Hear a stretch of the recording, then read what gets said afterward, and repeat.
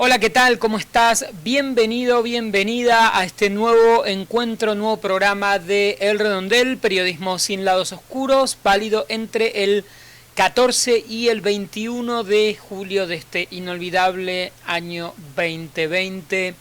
Durante 60 minutos, una hora en la versión completa, en la versión programa de radio, vamos a compartir muy buena música, actualidad nacional, actualidad internacional, periodismo sin lados oscuros, por supuesto.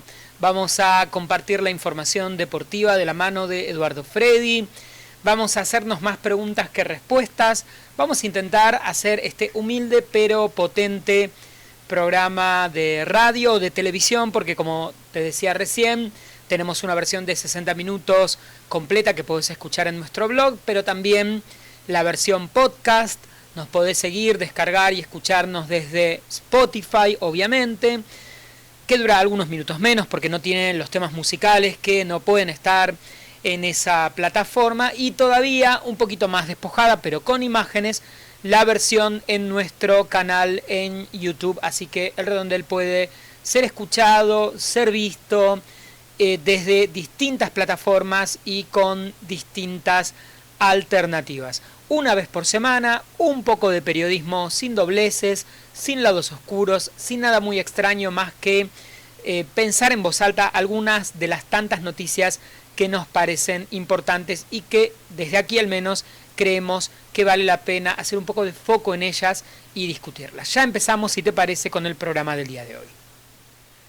Bien, primer bloque de este encuentro del Redondel. Vamos a repasar los que creemos son los temas más importantes de estos días, de la semana que está comenzando y de los últimos días que ya pasaron. Por supuesto, tenemos que hablar del coronavirus, uno de los temas que pandemia, coronavirus, etcétera, etcétera, nos va a seguir marcando nuestra vida y nuestro ritmo, como desde marzo acá, al menos en la Argentina, durante un largo tiempo más, bastante más tiempo del que los medios y creo que los políticos también se animan o se atreven a decir.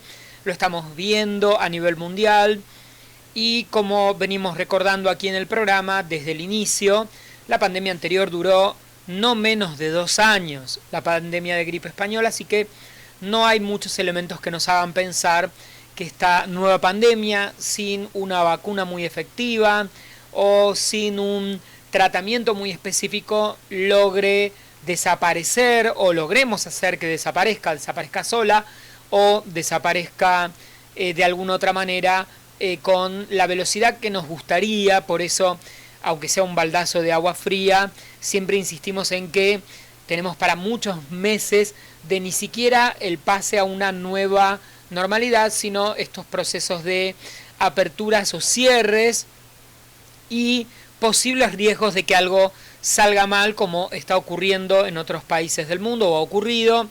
En estos días seguimos viendo estas noticias de desbordes del sistema de salud, de cuadros en los que la pandemia genera que no haya capacidad de enfrentar el proceso, los enfermos, y que se desborde absolutamente todo, ¿no? El colapso sanitario en muchas ciudades, incluso, como lo hemos hablado, del primer mundo, y esto obliga automáticamente a cerrar todo. La Argentina entrará en estos días en un proceso de apertura, tras cierta estabilidad en los números, especialmente cuando hablo de la Argentina, no hablo de la Argentina, hablo del AMBA, el área metropolitana de Buenos Aires, con estos 3.000 promedio de casos por día en las últimas semanas.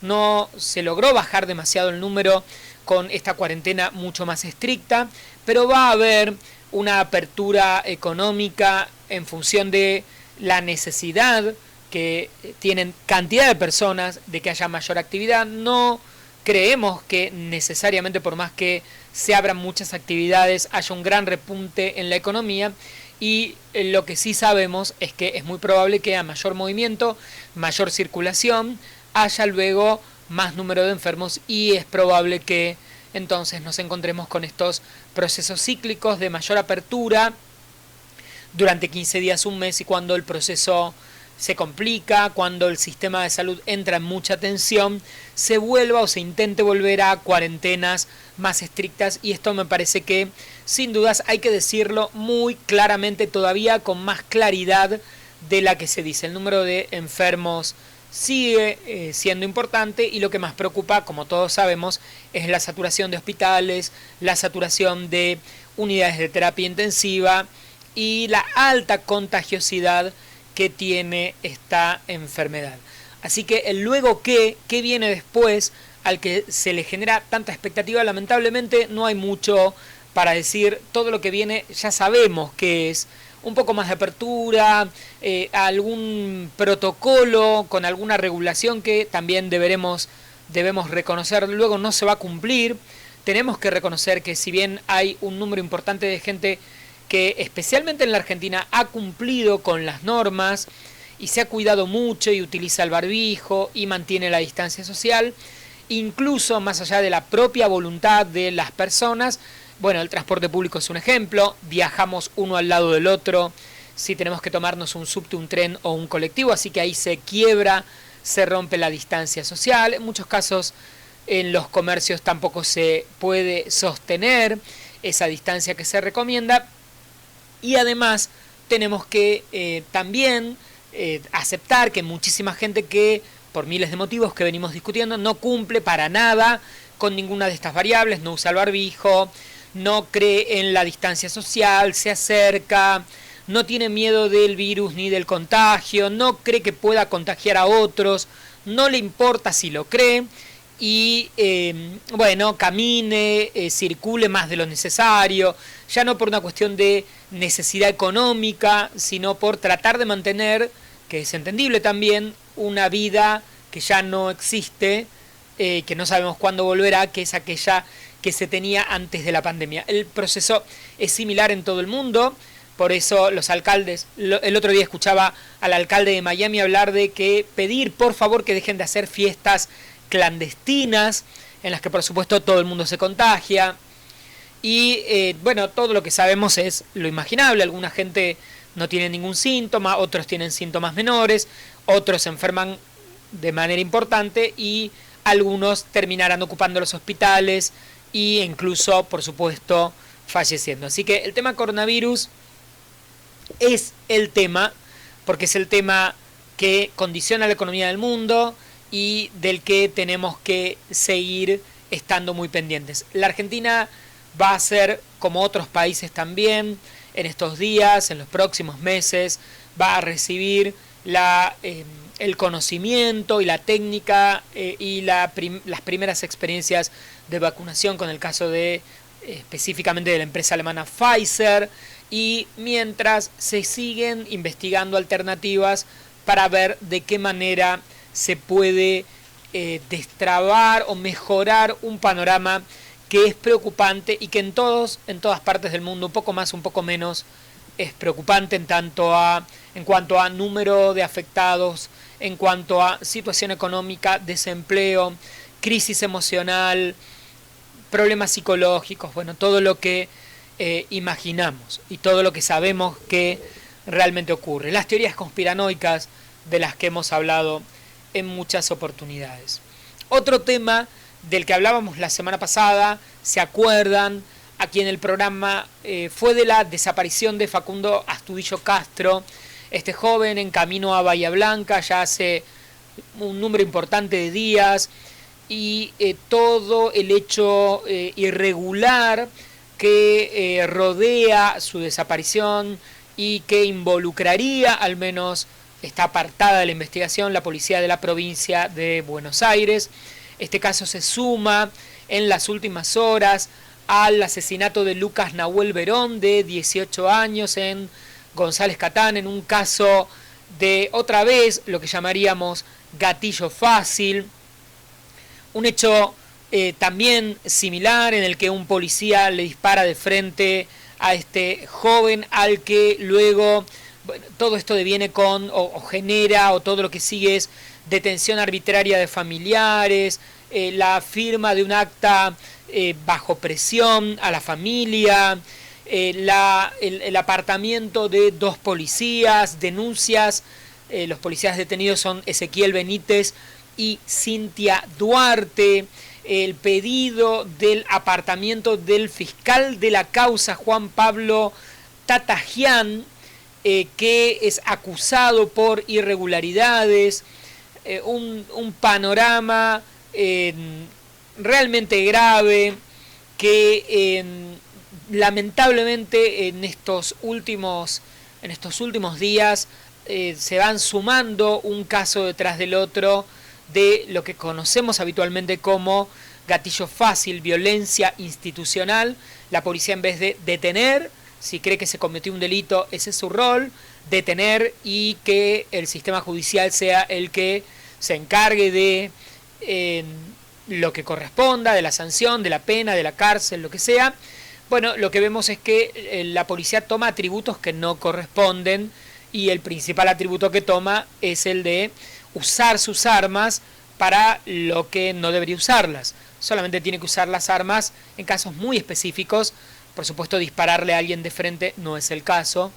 En todo caso, se lo detiene y va a la cárcel, y la justicia será la encargada, ¿no? Pero siempre hablamos en el programa, hemos hablado muchas veces de este tema de hacer justicia por mano propia, que es un grave tema, un grave problema, que tiene que ver con quienes tienen el ejercicio del poder, pero a mucha gente le seduce esta idea de hacer justicia, ¿no? Convertirse en justiciero, independientemente de no digo que se deba ser policía para que esto ocurra, ¿no? Pero yo tengo el derecho de decidir en nombre de la justicia. Yo juzgo, yo me creo con derecho para juzgar y decidir quién vive, quién no vive, quién tiene que hacer tal o cual cosa, ¿no? Esta idea de juzgar, casi ser como Dios. Qué peligro esto de juzgar y creerse con la capacidad de juzgar. Después vamos a hablar en el bloque de noticias internacionales sobre esto de juzgar y no juzgar, porque vamos a hablar un poco de esto que está ahora de moda, esta cultura de la cancelación, la corrección política. Vamos a tratar de darle vueltas alrededor de ese tema, y creo que acá esta idea de juzgar aparece dando vueltas, y me parece que es un tema interesante. Por supuesto, en redes mucho menos peligroso, o en la vida, si juzgamos y cancelamos a alguien, sería como algo así como una muerte pública, que es bastante grave, pero sin dudas mucho menos grave que la muerte física, la muerte real, que ocurre en tantos casos en los que alguien cree que tiene derecho a decidir sobre la vida o la muerte de otros.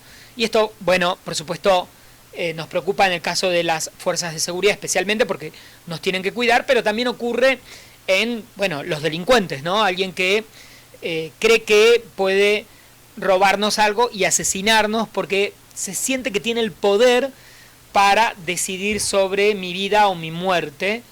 Me parece que es un tema interesante. Nos preocupa siempre esto, en todos los casos.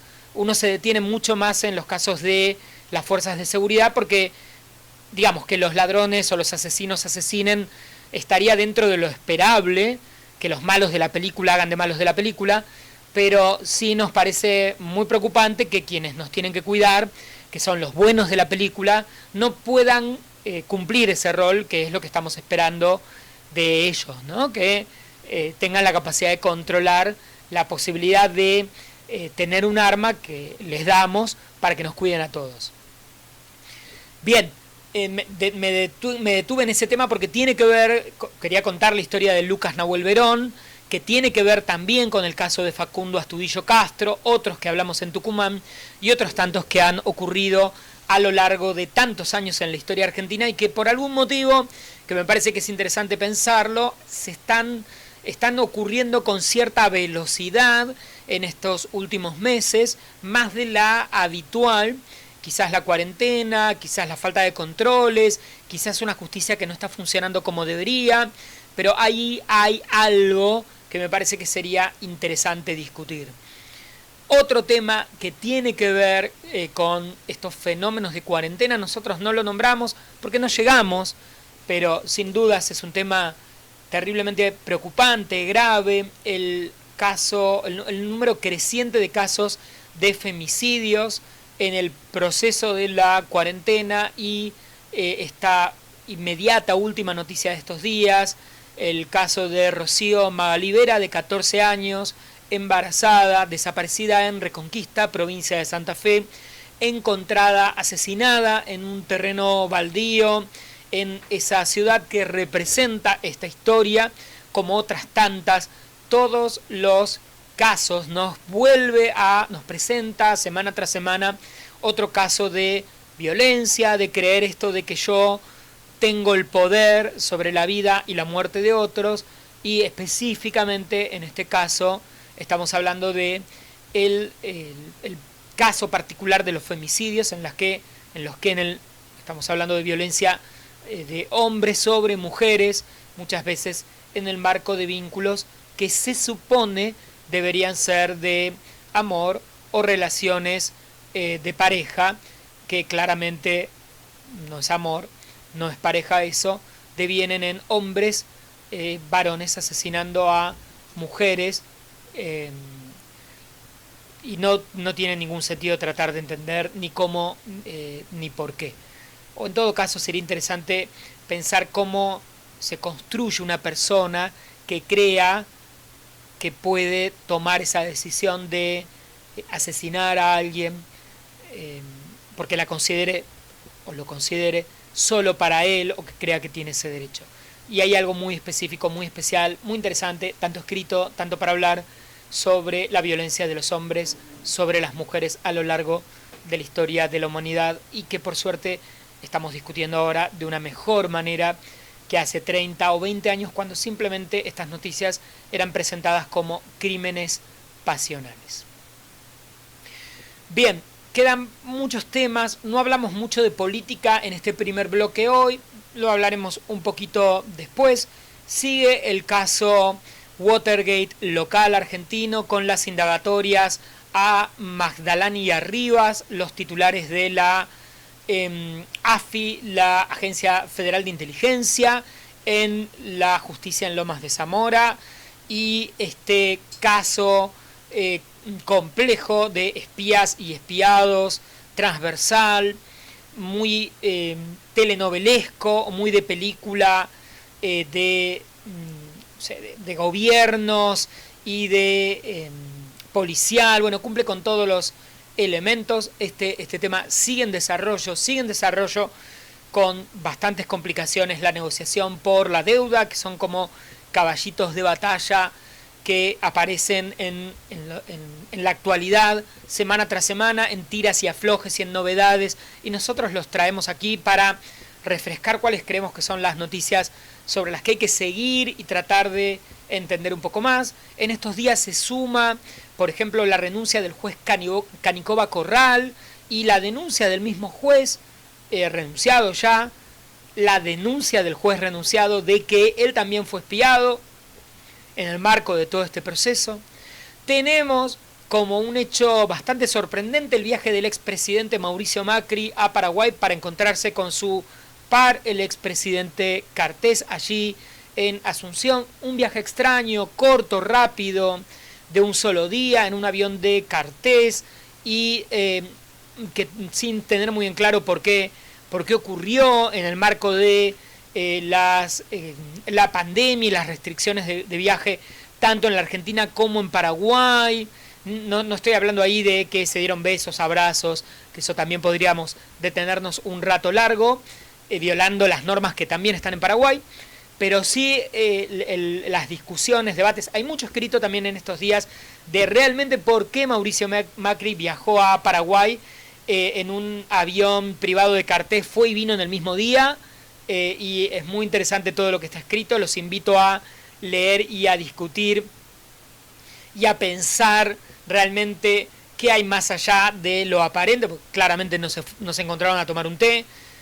Algo tiene que haber, política, negocios, qué temas los unen, o por qué de una manera tan repentina y tan extraña, en algún punto hay que reconocerlo.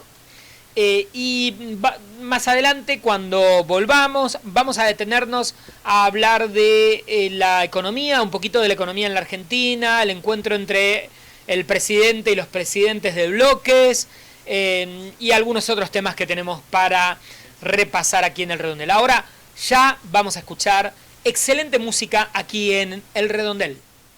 Bien, ya estamos en el bloque del medio, el momento en el que te recuerdo de qué manera podemos estar en contacto, cómo podés escucharnos, sintonizarnos, descargarnos. Si sos una radio, cómo podés hacer para incluir este programa en tu aire, de qué manera podemos estar en contacto, en definitiva. Lo primero, tenemos un blog en el que toda esta info que te voy a dar está ahí, así que si no llegas a anotarla, va muy rápido, no tiene ningún sentido, visitanos en elredondel.wordpress.com.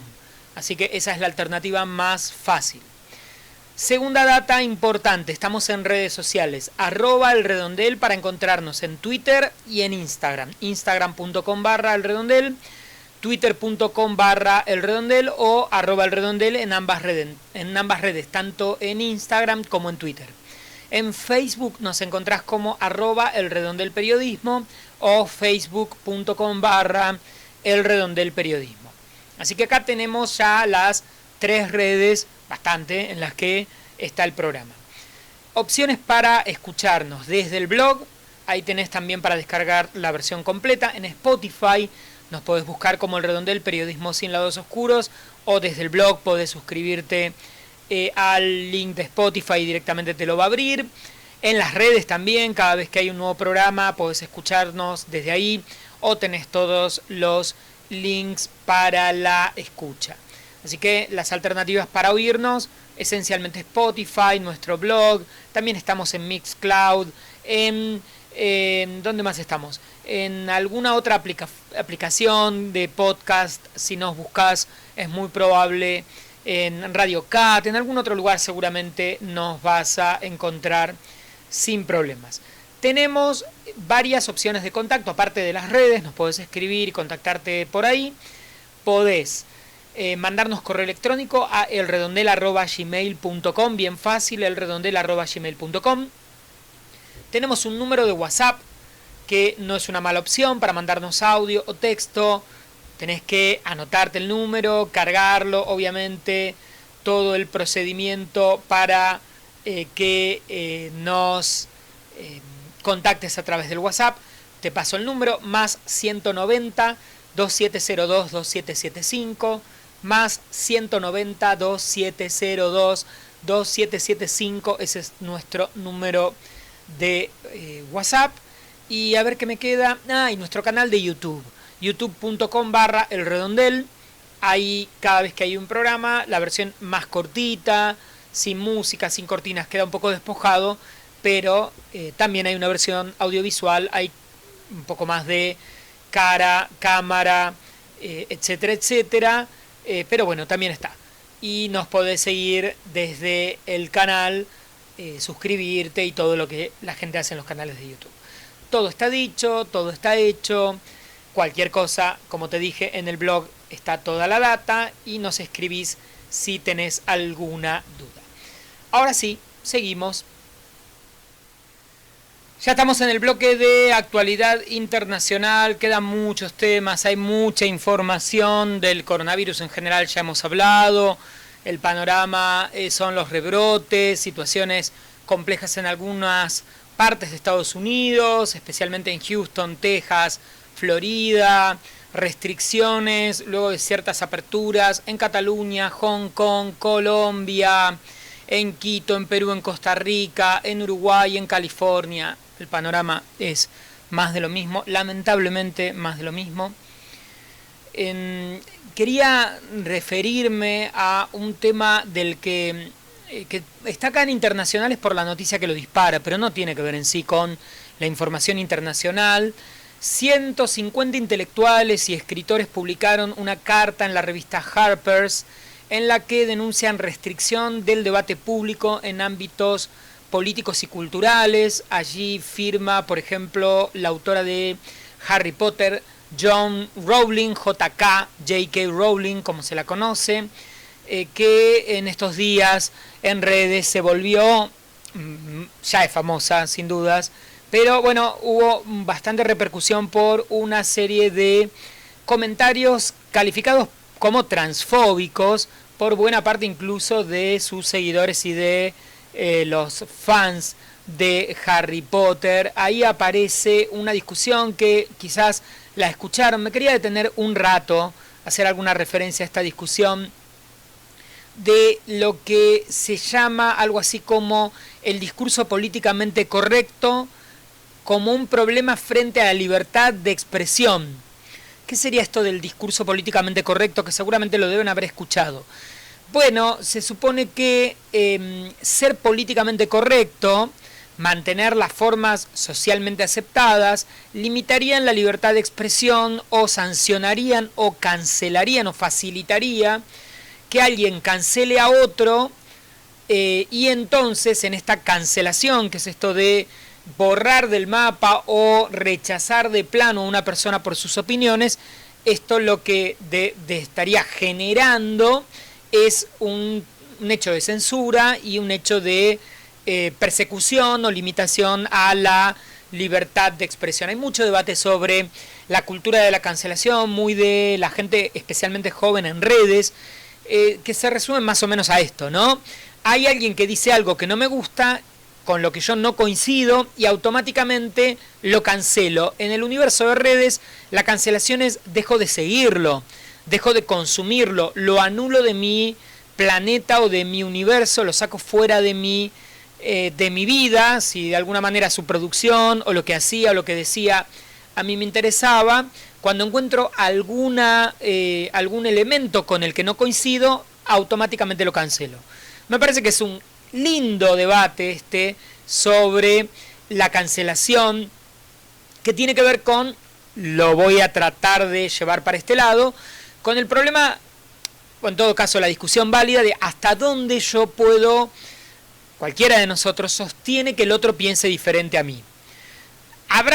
Creo que sin dudas no todo el mundo piensa como uno, y está buenísimo escuchar a gente que no piensa como uno, y en muchos temas es muy probable que escuchar a alguien que no piense como yo pienso me enriquezca. Con lo que deberíamos ser más tolerantes ante el discurso de los otros, porque si no lo que termina ocurriendo es que siempre vamos a escuchar o a leer o a seguir a gente que dice lo mismo que yo ya creo, y lo interesante acá es enfrentarme a la opinión o punto de vista o el aporte que hace alguien que no piensa como yo pienso. Así que es muy democrático y es muy correcto y es muy útil y enriquecedor abrir el juego a enfrentarme a gente que piensa diferente a mí. Con lo que, en una idea básica, la idea de la cancelación, porque alguien no opina como yo en un aspecto, me parece que es bastante interesante retomarlo y coincidir, ¿sí?, con el problema de la cancelación en estos tiempos. Por otra parte, me parece que hay una idea un poco errada en esta idea de que yo tenga que aceptar la opinión de cualquiera sobre cualquier cosa, porque mucha gente opina que hay que cometer delitos, o mucha gente opina, y su paradigma de opiniones es completamente diferente al mío, o al tuyo, o al del otro. ¿Qué quiero decir con esto? Bueno, hay gente que cree que hay que discriminar, hay gente que cree que hay personas que son superiores a otras, hay gente que cree que está bien matar, y entonces en esos casos, la verdad yo no sé si está bien en nombre de la libertad de expresión o de la no cancelación tolerar discursos que, como venimos hablando acá en el programa, podríamos calificar discursos de odio, discriminatorios, discursos que consideran que algunos son superiores a otros, discursos que incitan a cometer hechos violentos o actos violentos. Quizás no es una cuestión de cancelación, no seguir o no apoyar o no gustar o no continuar leyendo a alguien que opina diametralmente a mí. Y por otra parte, en una sociedad, en general, este tipo de discursos, la gente que considera que cometer delitos es positivo o que justifica la comisión de delitos, bueno, me parece que es un poquito más que, bueno, esta es mi opinión, bro, respetala. Porque quizás tu opinión sea una opinión agresiva o sea una opinión que va en contra de consensos sociales medianamente aceptados. Así que quizás eso no sea cancelación, si yo dejo de seguir o de leer o de compartir a alguien que cuando da una opinión o da ciertas opiniones, me enfrenta ante esta idea de, bueno, la verdad, mi forma de ver la vida es muy opuesta, es diametralmente opuesta. No es que me enriquece su punto de vista, sino que me parece que es violatorio de mis principios básicos, que también es ser libre, en todo caso, que esa persona exprese esa opinión, si no comete ningún delito, no viola ninguna norma, que eso no es igual en cada país, porque en muchos países es cometer un delito, ciertas opiniones, los derechos no son absolutos, así que opinar, para mí hay que matar a todo este grupo de personas, porque sí, en muchos países no es que, bueno, esa es mi opinión, respetada la libertad de expresión. La libertad de expresión no es un derecho absoluto y puede ocurrir que, bueno, yo elija no seguirlo, me parece que no coincide conmigo. Está la libertad en todo caso de alguien de decir algo y también la libertad de otra persona de aceptar escucharlo, elegir escucharlo. Tenemos el derecho a enfrentarnos a qué queremos consumir o a qué mensajes nos parecen enriquecedores. Me parece que es una idea interesante. Pensarlo, ¿no? Ir discutiendo todo esto en nuestras cabezas, en las cabezas de todos, hasta dónde estamos dispuestos a opinar algo que es violatorio de la ley o ser agresivos o violentos contra lo que fuere, y eso nos escudamos en nuestro derecho a la libertad de expresión, y hasta dónde también estamos dispuestos a consumir, escuchar o recibir esos mensajes, hasta dónde nuestro aporte es enriquecedor, hasta dónde nos enriquece escuchar a otros y hasta dónde no. Y en esto del discurso políticamente correcto, que me parece que también es súper interesante, muchas veces es interesantísimo que alguien diga lo que no es esperable que se diga, porque nos sacude, nos conmociona, nos da un punto de vista diferente, con lo que sin dudas la idea de corrección política mal interpretada no es positiva. Si todo el mundo dice lo que se espera decir, sin dudas todo es mucho más aburrido, en el arte, en la cultura, en la expresión, en el periodismo. Pero no necesariamente todo discurso tiene que ser políticamente correcto, que no significa que no sea educado o que no sea bien intencionado, y me parece que acá hay que empezar a discutir esas variables.